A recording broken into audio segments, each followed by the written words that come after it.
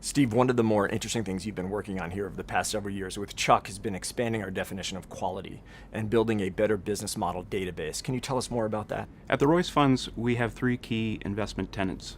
We invest in companies with strong balance sheets, we invest in companies that have high return on capital measures, and we pay an awful lot of attention to valuation.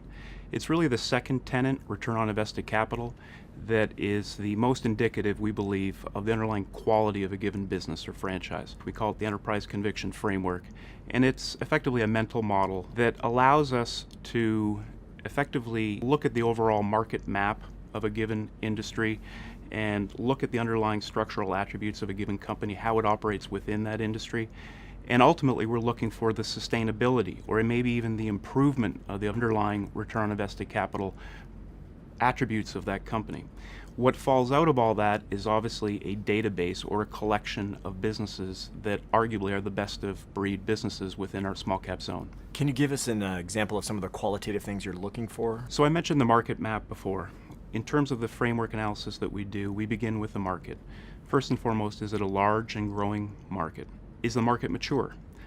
Does the market as a whole provide pricing power up and down the value chain? We look at the constituencies within the market. How do they interact with one another? And where does this company position itself relative to those other constituencies? Constituencies being suppliers and customers.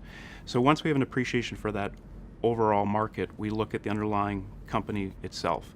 What competitive advantages, structural attributes does it bring to the marketplace? Do they benefit from switching costs? Do they have a positive network effect at work? Do they have the low-cost production position within the industry?